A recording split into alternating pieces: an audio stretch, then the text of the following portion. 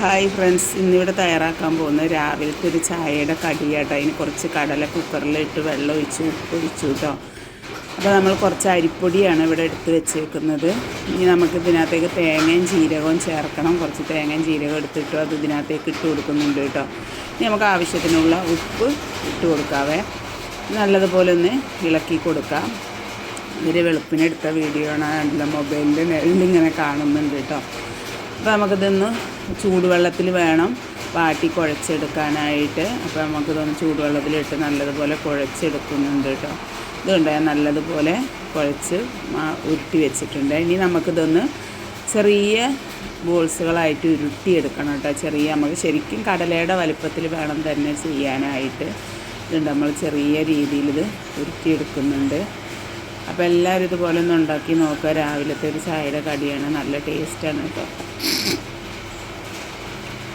അപ്പോൾ ഞാനത് ചെറിയ ബോളുകളായി എല്ലാം ഉരുട്ടി എടുക്കുന്നുണ്ട് കേട്ടോ. ഇതുകൊണ്ട് നമ്മളെല്ലാം ഇതിവിടെ ഉരുട്ടി വെച്ചിട്ടുണ്ട്. വീഡിയോയിൽ കണ്ടിട്ട് എത്രയും വലിപ്പം തോന്നുന്നു, ഇത്രയും വലിപ്പമൊന്നുമില്ല.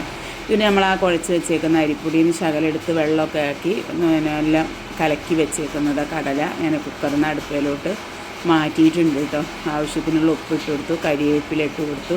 നമ്മൾ ബോൾസുകൾ ഇതിനകത്തേക്ക് ഇട്ട് കൊടുക്കുന്നുണ്ട്. ഇത് വേണ്ട. പിന്നെ നമുക്ക് ശകലം മഞ്ഞൾപ്പൊടിയും കൂടി ഇട്ട് കൊടുക്കാം കേട്ടോ.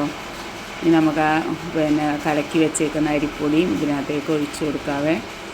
പിന്നെ നമുക്കിതൊന്ന് താളിച്ചൊഴിക്കണം. അതിനായിട്ട് ഒരു ചീഞ്ചട്ടി അടുപ്പിൽ വെച്ചു, എണ്ണ ഒഴിച്ച് കൊടുക്കുന്നുണ്ട്.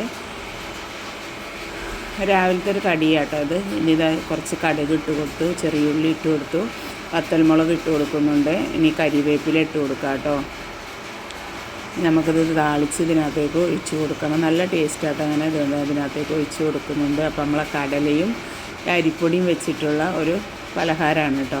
അപ്പോൾ എല്ലാവരും ഇതുപോലെ ഒന്ന് ഉണ്ടാക്കി നോക്കുക, നല്ല ടേസ്റ്റാണ്. അപ്പോൾ നമ്മളുടെ പലഹാരം ഇവിടെ തയ്യാറായിട്ടുണ്ട്.